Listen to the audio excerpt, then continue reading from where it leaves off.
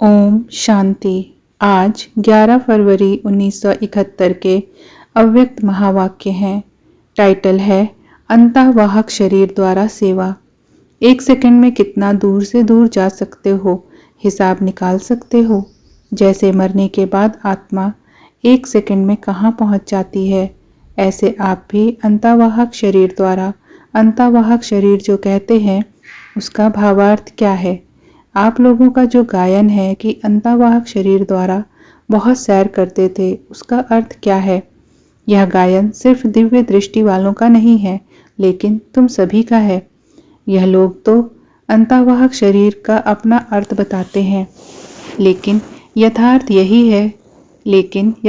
अर्थ यही है कि अंत के समय की जो आप लोगों की कर्मातीत अवस्था की स्थिति है, वह जैसे वाहन होता है ना, कोई न कोई वाहन द्वारा सैर किया जाता है, कहाँ का कहाँ पहुँच जाते हैं। वैसे जब कर्मातीत अवस्था बन जाती है तो यह स्थिति होने से एक सेकंड में कहाँ का कहाँ पहुँच सकते हैं। इसलिए अंतःवाहक शरीर कहते हैं। वास्तव में यह अंतिम स्थिति का गायन है। उस समय आप इस स्थूल स्वरूप के भान से परे रहते हो, इसलिए इनको सूक्ष्म शरीर भी कह दिया है। जैसे कहावत है, उड़ने वाला घोड़ा।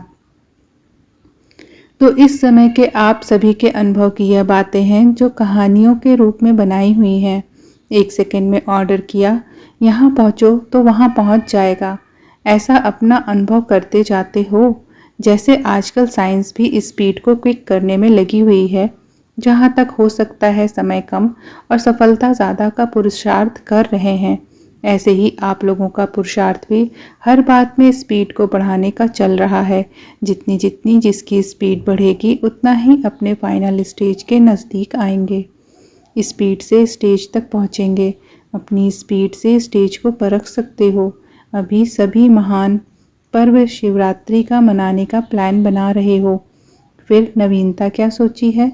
झंडा लहराएंगे। किसी ने कहा झंडा लहराएंगे। अपने अपने सेवा केंद्रों पर झंडा भले लहराओ, लेकिन हर एक आत्मा के दिल पर बाप की प्रत्यक्षता का झंडा लहराओ। वह तब होगा जब शक्ति स्वरूप की प्रत्यक्षता होगी। शक्ति स्वरूप से ही सर्वशक्तिमान को प्रत्यक्ष कर सकते हो। शक्ति स्वरूप अर्थात संहारी और अलंकारी। जिस समय स्टेज पर आते हो, उस समय पहले अपनी स्थिति की स्टेज अच्छी तरह से ठीक बनाकर फिर उस स्टेज पर आओ, जिससे लोगों को आपकी आंतरिक स्टेज का साक्षात्कार हो। जैसे और तैयारियां करते हो, वैसे यह भी अपनी तैयारी देखो कि अलंकारी बनकर स्टेज पर आ रही हूँ। लाइट हाउस, माइट हाउस दोनों ही स्वरूप इमर्ज रूप में हो। जब दोनों स्वरूप होंगे तब ठीक रीति से गाइड बन सकेंगे। आपके बाप शब्द में इतना स्नेह और शक्ति भरी हुई हो, जो यह शब्द ज्ञान अंजन का काम करे, अनाथ को सनाथ बना दे। इस एक शब्द में इतनी शक्ति भरो। जिस समय स्टेज पर आते हो, उस समय की स्थिति एक तो तरस की हो, दूसरी तरफ कल्याण की भावना, तीसरी तरफ अति स्नेह के शब्द, चौथी तरफ स्वरूप में शक्तिपन की झलक हो। अपनी स्मृति और स्थिति को ऐसा पावरफुल बनाकर ऐसे समझो कि अपने कई समय के पुकारते हुए भक्तों को अपने द्वारा बाप का साक्षात्कार कराने के लिए आई हूँ।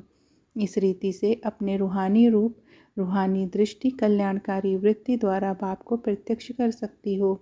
समझा क्या करना है? सिर्फ भाषण की तैयारी नहीं करनी है, लेकिन भाषण की तैयारी ऐसी करो जो भाषण द्वारा भाषा से भी परे स्थिति में ले जाने का अनुभव कराओ। भाषण की तैयारी ज़्यादा करते हैं, लेकिन रूहानी आकर्षण स्वरूप की स्मृति में रहने की तैयारी पर अटेंशन कम देते हैं। इसलिए इस बारी ज़्यादा तैयारी इस बात की करनी है, हर एक के लिए, हर एक के दिल पर बाप के संबंध के स्नेह की छाप लगाना है। अच्छा, मधुबन वाले क्या सर्विस करेंगे? मधुबन वालों को उस दिन खास बाप दादा अव्यक्त वतन में आने का निमंत्रण दे रहे हैं। वहाँ वतन में आकर सभी तरफ की सर्विस को देख सकेंगे। शाम 7 से 9 बजे तक यह 2 घंटे खास सैर कराएंगे। जैसे संदेशियों को ले जाते हैं सभी स्थानों का सैर कराने, इसी रीति से मधुबन वालों को यहाँ बैठे सर्व स्थानों की सर्विस का सैर कराएंगे। अगर बिना मेहनत के सारा सैर कर लो तो और क्या चाहिए। इसलिए मत बनवाले उस दिन अपने को इस स्थूल देह से परे अव्यक्त वतनवासी समझकर बैठेंगे तो सारे दिन में कई अनुभव करेंगे। फिर सुनाना क्या अनुभव किया। उस दिन अगर अपना थोड़ा भी पुरुषार्थ करेंगे तो सहज ही अनोखे भिन्न भिन्न अनुभव करने के वरदान को पा सकेंगे। समझा। 7 से 9 शाम को खास याद का प्रोग्राम रखना। यूं तो सारे दिन का ही निमंत्रण दे रहे हैं, लेकिन विशेष यह सैर का समय है। ऐसे समय पर हर एक यथाशक्ति अनुभव कर सकेंगे। मधुबन वाले विशेष स्नेही हैं, इसलिए विशेष निमंत्रण है। सिर्फ बुद्धि द्वारा अपने इस देह के भान से अलग होकर बैठना, फिर ड्रामा में जो अनुभव होने हैं वह होते रहेंगे। संदेशियों के लिए तो साक्षात्कार कॉमन बात है, लेकिन बुद्धि द्वारा भी ऐसे अनुभव कर सकते हो। इतना स्पष्ट होगा जैसे इन आँखों से देखा हुआ अनुभव है। अच्छा, टीचर्स के साथ इस ग्रुप को कौन सा ग्रुप कहें? Speakers group. स्पीकर्स अर्थात स्पीच करने वाले। स्पीच के साथ स्पीड भी है, क्योंकि स्पीच के साथ साथ अगर पुरुषार्थ की स्पीड भी है तो ऐसे स्पीच करने वाले के प्रभाव से विश्व का कल्याण हो सकता है। अगर स्पीड के बिना स्पीच है तो विश्व का कल्याण होना मुश्किल हो जाता है। तो ऐसे कहें कि यह स्पीच और स्पीड में चलने वाले ग्रुप हैं। जिन्हों की स्पीच भी पावरफुल, स्पीड भी पावरफुल है, उनको कहते हैं विश्व कल्याणकारी।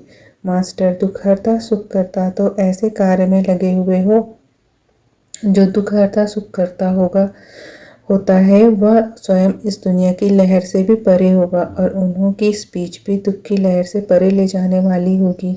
ऐसी स्टेज पर ठहर कर स्पीच करते हो। स्पीच तो स्टेज पर ठहर कर की जाती है। आप किस स्टेज पर ठहर स्पीच करते हो?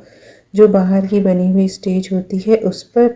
स्पीकर को जिस समय कोई स्थूल स्टेज पर जाना होता है तो पहले अपनी स्थिति की स्टेज तैयार है वह नहीं, यह चेक करता है। ऐसे स्टेज पर ठहर कर स्पीच करने वाले को कहते हैं श्रेष्ठ स्पीकर। जैसे स्थूल स्टेज को तैयार करने के लिए भी कितना समय और परिश्रम करते हैं, ऐसे ही अपनी स्थिति की स्टेज सदैव तैयार रहे, इसके लिए उसके लिए भी इतना ही पुरुषार्थ करते हो। ऐसी पावरफुल स्टेज पर ठहर स्पीच करने वाले का यहाँ आबू में यादगार है। कौन सा? दिलवाला। दिलवाला तो याद की यात्रा का यादगार है। गौमुख नहीं देखा है? गौमुख किसका यादगार है? यह मुख का यादगार है। जैसे बाप का यादगार है गौमुख, क्योंकि मुख द्वारा ही सारा स्पष्ट करते हैं, इसलिए मुख का यादगार है। स्पीकर का भी काम मुख से है, लेकिन ऐसे जो श्रेष्ठ स्टेज पर ठहर कर स्पीच करते हैं सदैव एवर रेडी स्टेज हो। ऐसे नहीं कि समय पर तैयारी करनी पड़े। एवर रेडी स्टेज होने से जो प्रभाव होता है वह बहुत अच्छा पड़ता है। इसलिए पूछा कि प्रभावशाली हो, इस ग्रुप को प्रभावशाली ग्रुप कहें। कभी सभी सर्टिफिकेट देंगे। अच्छा ग्रुप है। अगर आप सर्टिफिकेट देती हो तो फिर यह सर्व को सेटिस्फाई करने वाले भी होंगे। संतुष्ट मुड़िया तो होना, इसमें हाँ करते हो। अगर खुद संतुष्ट मुड़िया हैं तो औरों को भी संतुष्ट करेंगे। टीचर्स का भी पेपर होता है। कैसे? टीचर्स का पेपर सूक्ष्म वतन से आता है। टीचर का पेपर कदम कदम पर होता है। जो भी कदम उठाते हो वह ऐसा ही समझकर उठाना है।